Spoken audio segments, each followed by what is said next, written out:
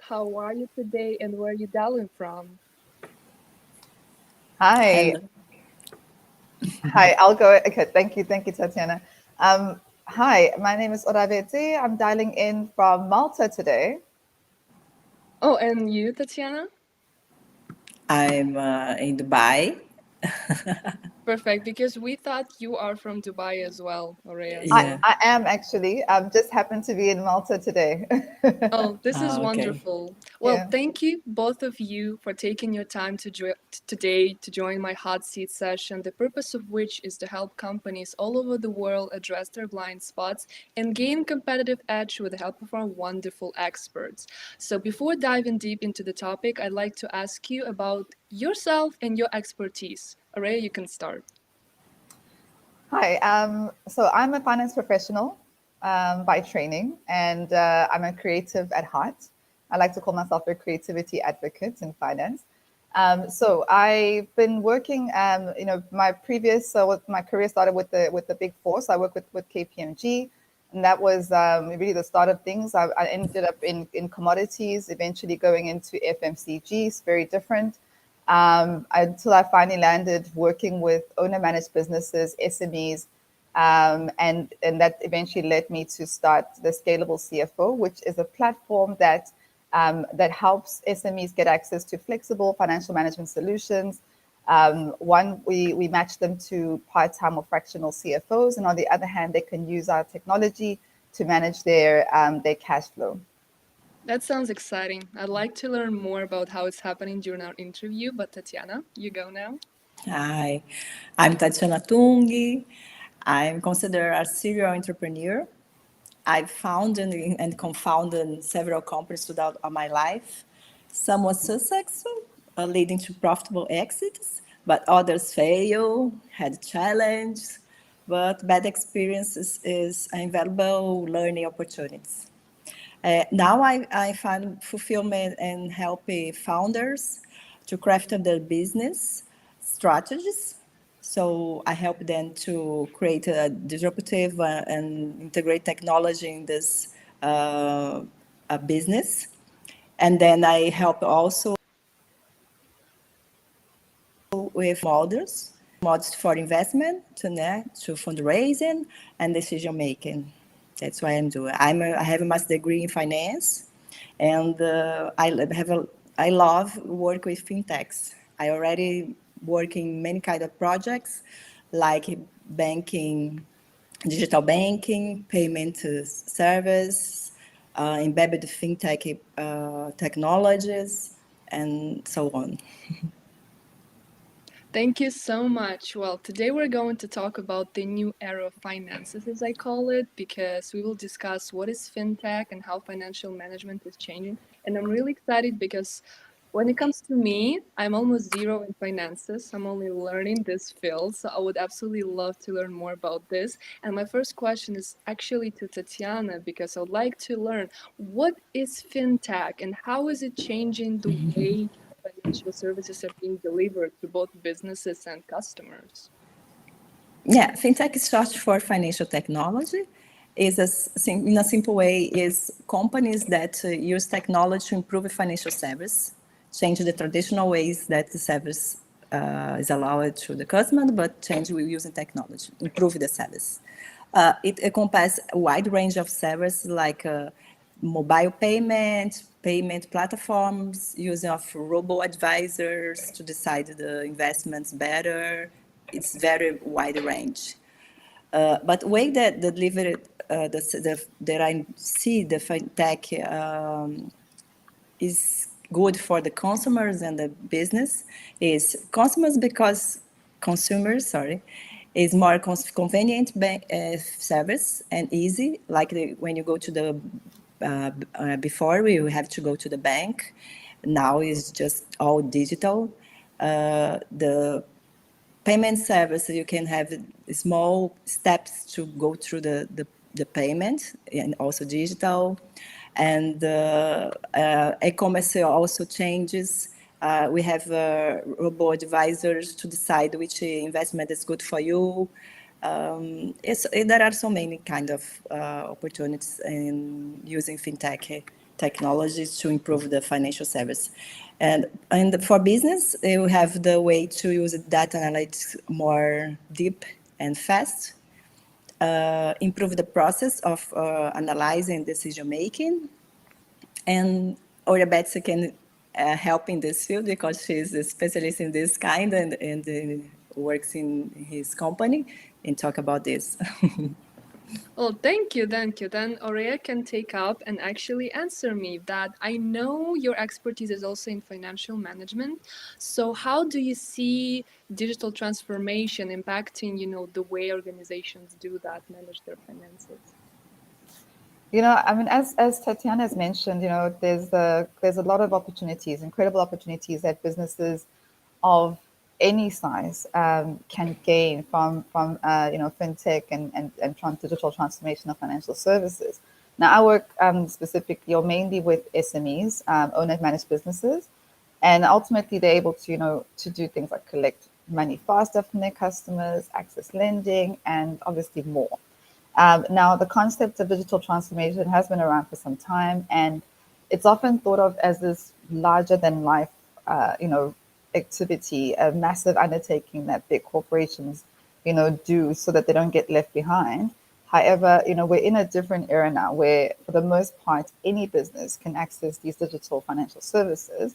However, I've seen time and time again that if their financial management is still archaic, then the benefits of this democratization, of these services is actually diminished. Now, to give a practical example for, an organization that's, say, using digital financial services like Stripe to collect money from customers, but if they're still preparing invoices manually and then manually entering numbers into their accounting system, and then manually reconciling the accounting entries with the bank transactions, they ultimately need to hire more people just to run all these manual processes to support the fintech that they're using. And you can imagine that over time, by the time they get their financial reports, there's errors, there's been manipulation, and all of a sudden, information is just not meaningful for any kind of decision making. This is obviously a massive issue generally. These manual processes, and I think the impact is so huge that what I see that it's really important for organizations to also look at transforming financial management by using, digital technologies that will help them modernize and streamline their financial operational processes to really reap the full benefits. So processes around accounting and forecasting and other, finance ops. Thank you. Thank you. I think you already started on this, but I feel like sometimes when organizations they do understand the need for this and they're trying to do something, but they either feel intimidated or it just feels overwhelming because it's a completely new field for some of them, especially traditional businesses who are well established. So I would like to know what are some potential, challenges or barriers that companies may encounter when they either try to leverage fintech or just improve their financial management with the help of different digital tools. I would like to go first. Okay, Now, Tatiana, you can okay, start. I can go. When you transform your business from traditional and non-digital to digital, I think the most important is the security. Is a big challenge. You have the cyber security. So it's very imperative to business to really find a fintech that is has this compliance in high quality ways. So I think the cybersecurity is the most important. Then also the regulatory compliance because they have to be always in contact of the changing of the regulations because it's a new field. So the regulations change a lot, and the company has to be also going changing by the new regulations. And just an example, as we have in the banking, the open banking, where you can have the data, your own data.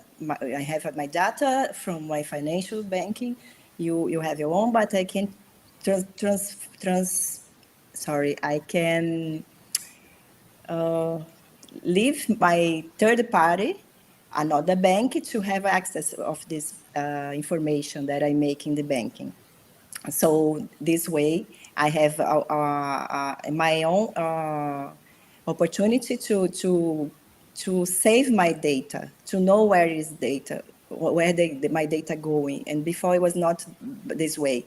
So you have to find the companies that already is in compliance of this, and have the cybersecurity stronger. I think it is. Thank you. Aurea, do you have anything to add? Yeah, I completely agree on security, especially when it comes to the financial, the banking side of things. One thing I can add that I've seen that's been for me at least I've seen being one of the greatest challenges in sort of leveraging fintech and financial management systems is the talent. I think within the businesses, there needs to be a degree of tech savviness, coupled with a bit of patience when embarking on these digital transformation initiatives with businesses. I mean, one of the recent statistics show that the success rate of digital transformation is somewhere between 5 and 30%. So it's incredibly challenging. The tech itself won't solve the human problems. There's a lot of issues as far as not having the right data organized or stored in the right place. Business processes that are not well defined, and just general employee resistance to change, and then not even mentioning some of the issues that come with the regulatory aspects or the geo limitations for specific solutions to even be effective or even operate. So yeah, there's a number of challenges, but I would say that by far the greatest is the human aspect of it. I absolutely agree. Nice. It's something that we as a company often talk about is that sometimes we think that technologies are here to replace us, to do the job for us, but in fact, they need to help us and guide Absolutely. us. And if we Yeah. think they're just going to solve all of our problems, this way we're also set up for failure. But if we just take them, leverage them, and use them with the mind, Yeah. yes, this way it's gonna work. So it leads me to some of the solutions that we might advise organizations. So how can they effectively integrate either fintech or new kind of financial management practices, especially in areas such as accounting, budgeting, and forecasting, which is really important. What can you advise? Alright, you can So start. yeah. All right. Yes. Yes. I think it's interesting because I think people, especially even for myself, I'll speak for myself in my earlier days in my, in my finance profession. I think that you really underestimate how important it is to have that to think about the technological aspect of the business, right? So I do think that building a sense of, or thinking about it from his perspective of, we're building a tech stack and building it wisely for our business is really important. So having that firstly mapping out the business processes. So thinking about what is it that I need to actually do.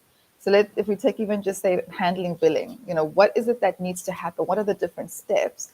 And then selecting the solutions that address every single all the manual and non-scalable aspects of that process, and of course considering regulations as to what's actually feasible.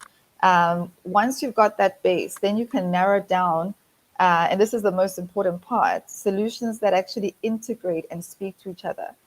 Unfortunately, it's very rare for SMEs to get a solution that covers everything. Hence, you often have to build the tech stack and have multiple solutions that you're using to achieve a specific process. So having them integrate with each other and be able to speak to each other is really critical. Otherwise, you have a great system, but then you still have to have manual intervention.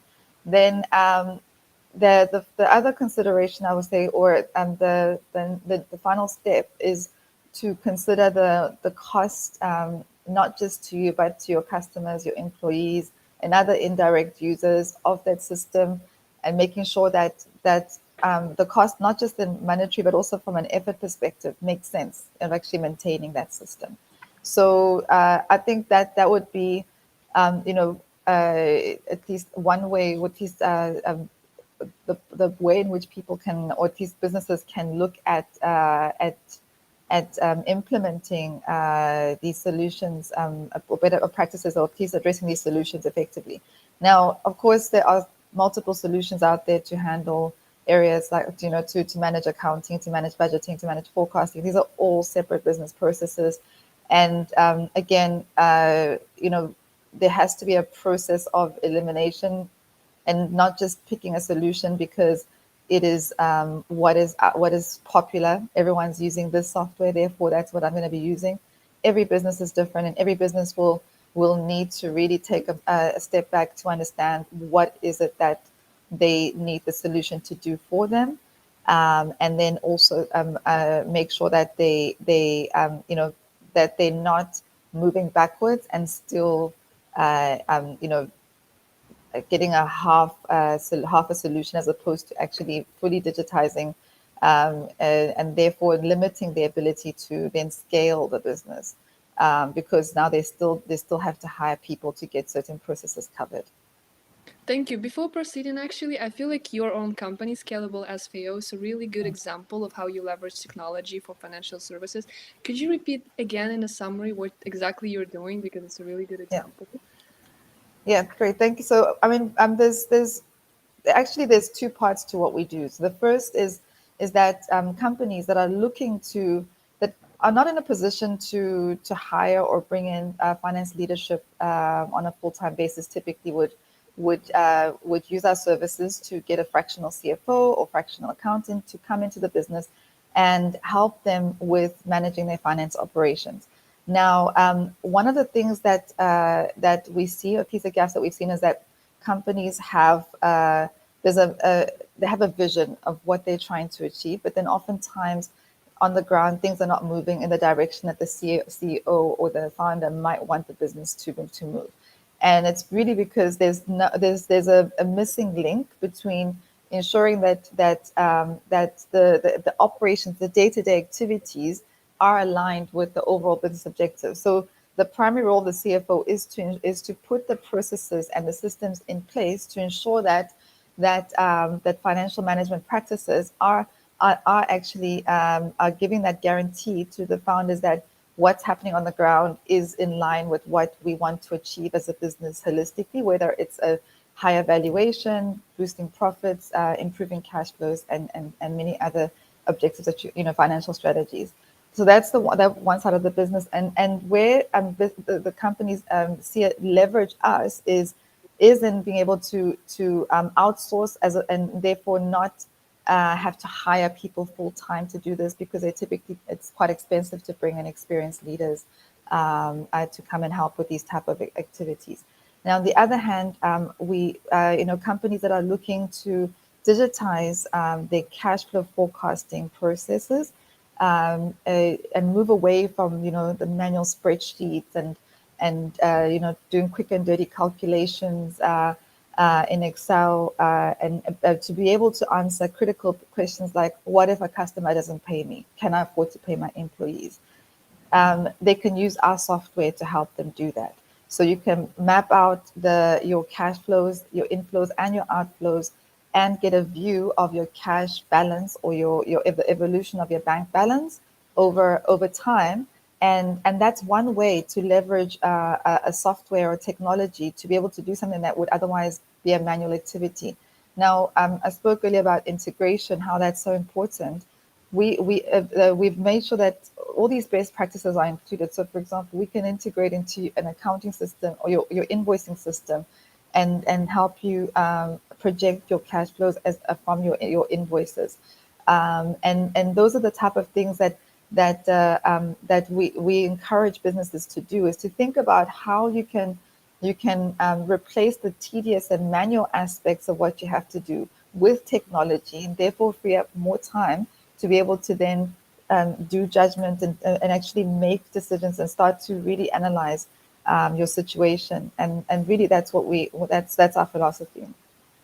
Thank you. Thank you so much. It's actually a really good example. And Tatiana, do you have anything to add, especially maybe for companies who are just starting? What are some initial steps and advices they can take to leverage technology for their finance? So I just said the key advantage of fintech companies lies in the focus approach. So for business, the solution of fintech is very important because sometimes you don't have the business is all non-digital. So sometimes you just want to start with critical point. So you can handle and find a fintech that is working this niche, working this provide a solution, specific solution that can help it then with low cost. Because when you use technology, you can improve the services with high quality and low cost. So it's good for the business. So find a best solution. Of course, make some assessment to decide what is priority, what's the critical point to improve the technology in their services, financial service. But this is good. It's a good opportunity to many business find partnerships with fintechs and work with them. Thank you. Thank you. So before we wrap up, is there anything else you would like to add about the general future of finances and what businesses should be aware of? Just before we wrap up. Service, the fintechs, it's open a wide range of services that most of the people was not haven't not access before. So we don't have access before in kind of investments that today we have. Before many just people that is so much money or can access this kind of investment. But today we have fintechs that promote ETFs and hedge alternative investments that everybody can go in the app and just invest. So the way that we're working, like as I said before about the data privacy that we have and you can handle, it's our it's our sorry. Oh my God. It's our own data that we can handle and say which one can access or not, block it wherever I want or not. And so many changes is occurring and is very, very good for customers and business. I Thank think you. that's And it. Orea, do you have anything? Yeah, I mean, I think definitely agreed with what Tatiana. What I can maybe just from a perspective of um, justifying the need for transformation. I do think that one of the things that we see, I mean, the stats are very clear, right? So we know the failure rate of startups is very, very high. We're talking about 90%. Those are the numbers that keep flying around. But when you actually dig deeper into the stats, you see that it's only about 10% that fail in the first year. The rest really fail when it's critical, when it's time to scale the business, right? And one of the challenges in scaling is in being able to do things more efficiently, is in being able to to see at least have visibility into the business that's a lot deeper than what you had previously, better analysis. So there's definitely a case for being in a actually embarking on digital transformation, and if anything, I think it will also just be a tool to help extract more value from the business. We always say that to make your business more valuable as a founder, you need to make yourself less valuable to the business. You know, and I do believe that a lot of this is all about efficiency, all about how to ensure that the business processes are running without the need or at least without that key man risk being a factor.